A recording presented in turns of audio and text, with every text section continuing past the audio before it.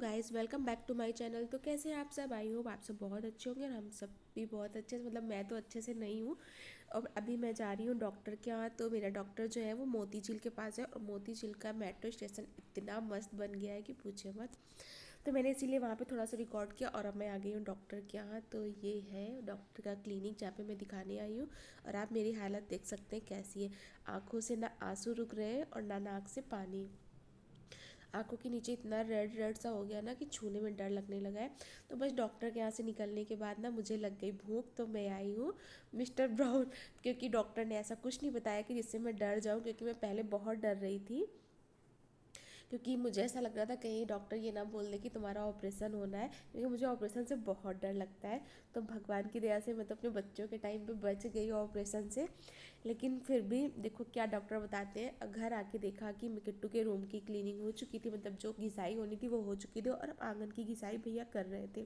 तो जैसे ही आंगन की घिसाई कंप्लीट होने वाली है और ये धुल के चले जाएंगे, उसके बाद ये लोग रात में ही बेड मतलब किट्टू के रूम को सेट कर देंगे। तो फिर रात में ना ये लोग कम से कम 10 से 11 बजे तक रूम को सेट करते रहे। फिर मॉर्निंग में चले गए स्कूल सबको, और सबको लंच वंच पैक करके दे दिया। आज खाना लेके गए हैं। उसके बाद मेरे किचन की हालत देख सकते हैं आप कैसी हो चुकी है। और पता है आज ना मैं किचन में फुल एनर्जी के साथ आई हूँ। बल्कि मैंने रात में सिर्फ एक ही बार दवा खाई है और मॉर्निंग में खाई है। अभी नाश्ता नहीं किया, नाश्ता करके मैं मॉर्निंग में खाऊंगी, अभी खाई नहीं है। सिर्फ रात में ही मैंने दवा खाई थी, और उसके बाद ना मुझे इतना एनर्जी फील हो रहा था अंदर से, वरना ऐसा लग रहा था शरीर में मेरे जान ही नहीं है, बस ये चल रहा है जैसे तैसे।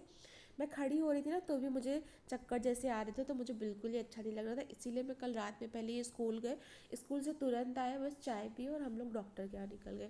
तो देखिए जितना किचन गंदा था मैंने उसको साफ़ कर लिया है, और दूध भी साथ में चढ़ा दिया था मैंने। किचन साफ़ करते करते दूध भी मेरा बॉयल हो चुका है। और चाय मैंने इनके लिए बनाई थी ना, तो वही चाय रखी हुई थी मेरी, मतलब, और उसी को मैं गर्म कर लूँगी और निकालूंगी पूरी, क्योंकि मुझे खानी है अभी दवा।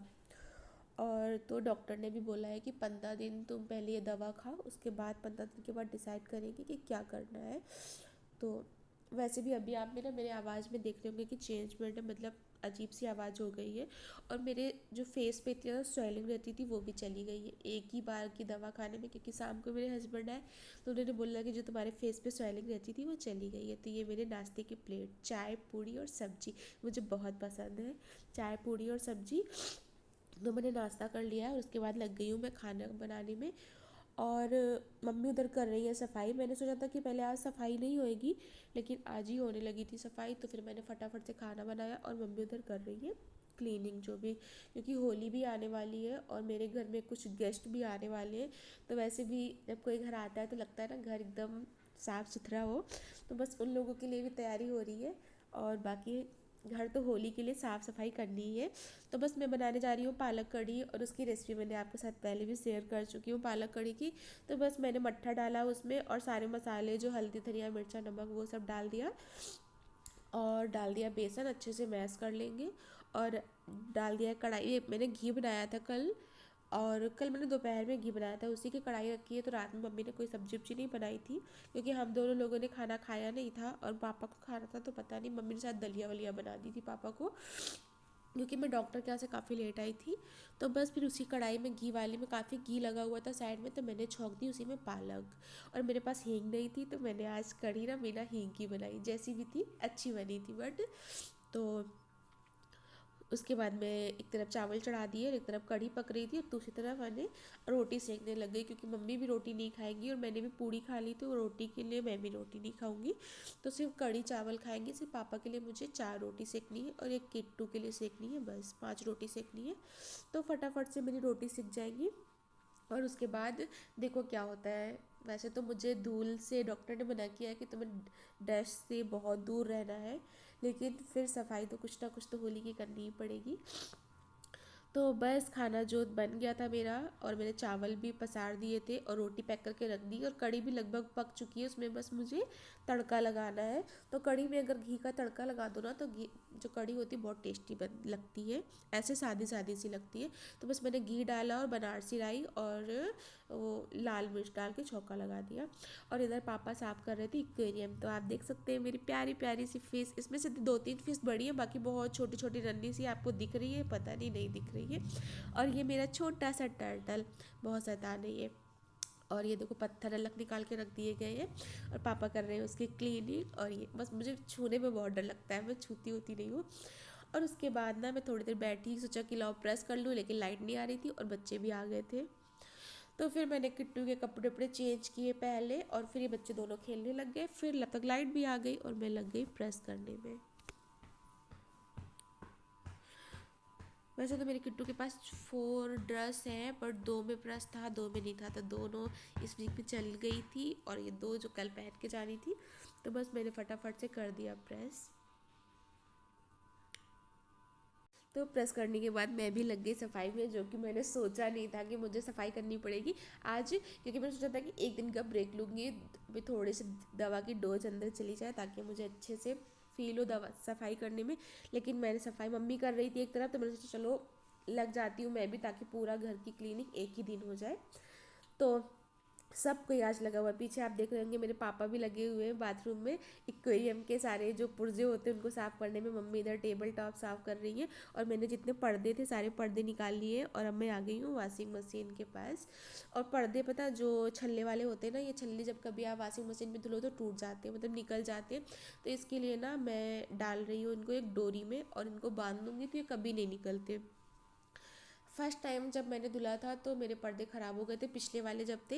लेकिन जब मैं नेक्स्ट टाइम अब की बार पर्दे लेके आई थी ना, तो ये दुकान वाले भैया ने बताया था कि जब भी पर्दे धुला करिए तो ऐसे धुला करिए तो ये नहीं निकलेंगे। तो बस उधर पर्दे मैंने लगा दिए और इधर मैं बनाने लग गई हूँ कूलिंग क्लीनर जो स्प्रे होता है वो। तो मैंने डाला है पहले पानी, उसमें डाला है वो विम बार और डाला है विनेगर, और उसके बाद डाल देंगे सोडा। अगर सोडा, ये खाने वाला सोडा है, उसके डालने के बाद ना देखना आप कितना फेना फेना सा होता है, इससे साफ बहुत अच्छे से होता है। मतलब जो भी चीज़ मुझे क्लीन करती हो और हल्का सा ऑयल पना होता है ना, वो भी बहुत अच्छे से साफ़ हो जाता है। तो ये मैंने डाला है जो अरोमा का ऑयल नहीं आता है, फ्रेगनेंस ऑयल, वही है मैंने डाला है। तो मैंने डाला है उसका रोज का, तो बहुत ही अच्छा है, इसकी जो फ्रेगनेंस होती है बहुत अच्छी आती है। तो किसी भी चीज़ को साफ़ करो उसके बाद इसकी जो महक आती है बहुत अच्छी लगती है। तो बस मैं लग गई हूँ क्लीनिंग करने में। जो मेरे रूम के डेकोरेशन के आइटम हैं उनको सबको मैं स्प्रे कर करके क्लीन कर लूँगी अच्छे से।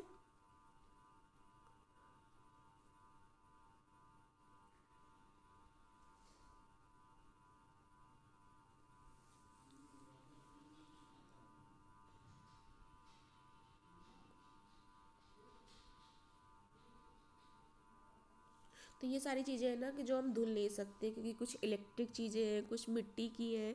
और ये भी मेरा जो लाइट है ना, ये भी हैंगिंग लाइट है, मतलब ये सेल से चलती है, अगर इसमें सेल डालेंगे ना तो ये जलती है। और ये मैं लाई थी, इसे लोकल मार्केट से ही था, बट अच्छा लग रहा था मुझे तो मैंने ले लिया था। और इसको लेने के लिए ना मैं 3 बार मार्केट गई थी। और ये फ्लावर है जो कि मैं बाद में वॉश करूँगी। अभी जितनी चीज़ें ये मैं पोंछ सकती हूँ ऐसे पोंछ ले रही हूँ, जितना वॉश करने से मैं डेकोरेटेड आइटम जो है ना उसको मैं वॉश करने से थोड़ा सा बचाती हूँ। और ये फ्लावर है, इन्हें मैं वॉश कर लूँगी अच्छे से। और इधर इतनी ज़्यादा डस्ट, मेरे घर का सबसे गंदा एरिया जो था ना वो थी ये खिड़की विंडो, मतलब सबसे गंदी थी, क्योंकि ये बालकनी में आती है और इतना इस टाइम घर में काम चल रहा है, घिसाई चल रही है, कहीं कहीं पे कटिंग शुरू हो जाती है, तो जब कटता है ना तो बहुत धूल उड़ती है। तो बस डस्ट से मुझे बचना था, इसलिए मैंने बांधा मुंह पे चुन्नी और बस लग गई सफाई करने में। आपको देख रहे हो कितनी धूल निकल रही है। तो बस अंदर बाहर से दोनों बार से मैंने ब्रश से अच्छे से साफ़ कर लिया है, क्योंकि अगर तुरंत ही गीले कपड़े से करेंगे तो सारी मिट्टी जो है ना ये चिपक जाएगी। तो मैंने अच्छे से ब्रश से पहले इसको क्लीन किया है, खिड़की जो है पूरी, और उसके जो दर पल्ले हैं उनको भी अच्छे से मैंने साफ़ कर लिया है।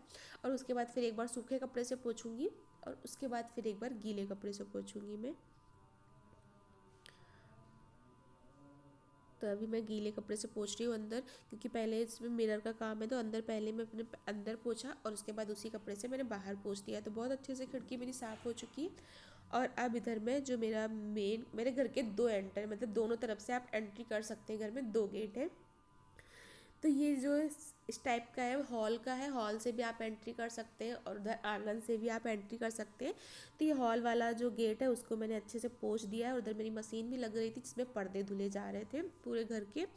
और उसके बाद मम्मी कर रही है आंगन में क्लीन, मतलब फर्श को ऐसे सर्फ से धुल रही है, और मैं अपने रूम को और हॉल को सर्फ से धुलूंगी। तो जो कॉर्नर होते हैं ना ये बहुत गंदे हो जाते हैं। और तो इन्हें कभी कभी होली दिवाली ऐसे कभी कभी हम लोग सर्फ से कर देते हैं तो अच्छे से साफ़ हो जाते हैं। और जब ज़्यादा गंदे हो जाते हैं ना तो हार्पिक से, जैसे पिछली बार हम लोगों ने दीपावली पे साफ़ किया था तो हार्पिक से साफ़ किया था, तो इतने गंदे नहीं थे, तो इस बार मैंने सर्फ से साफ़ कर दिया है तो बहुत अच्छे से साफ़ हो गया है। उसके बाद ना मैंने वाइपर से एक बार सर्फ का पानी निकाला, क्योंकि रूम में ज़्यादा पानी डाल दो तो ना बेड के नीचे चला जाता है, फिर निकलता नहीं है। तो वैसे हमसे तो बेड के नीचे वैसे भी ज़्यादा घुसा नहीं जाता, तो बस।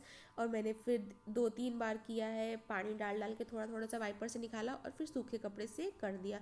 और अब बारी आती है हॉल की, तो हॉल में भी ऐसे ही पूरी क्लीनिंग करी है मैंने। अब सेम आपको रूटीन क्या दिखाऊं बार बार की नहीं, सिर्फ से क्या, सर्फ से मैंने अपने रूम में कर दिया, उसके बाद यहाँ पे डाला थोड़ा सा पानी और जो चीज़ जगह जहाँ जैसे रखी थी उसको वापस से वैसे रखा और बस निकालने लग गई वापस। और इतना थक गई हूँ ना कि मैं सिर्फ आज क्लीनिंग करूँगी, सफाई नहीं करूँगी, मतलब चीज़ों को सेट नहीं करूँगी, सेट करूँगी नेक्स्ट ब्लॉग में। इतना ज़्यादा थक गए ना कि इससे ज़्यादा काम करेंगे तो फिर वापस से बीमार हो जाएंगे। तो आज का ब्लॉग मेरा बस इतना ही, एंजॉय करिएगा आप लोग। और नेक्स्ट ब्लॉग में आपको दिखाऊंगी कि मैं अपने रूम घर को कैसे डेकोरेट कर रही हूँ अब, क्योंकि अभी डेकोरेशन नहीं है, सिर्फ सफाई हुई है, डेकोरेशन मैं कल करूँगी। तो आपको वीडियो कैसा लगा, लाइक करिएगा, चैनल को सब्सक्राइब करिएगा। बाय बाय, मिलते हैं नेक्स्ट वीडियो में।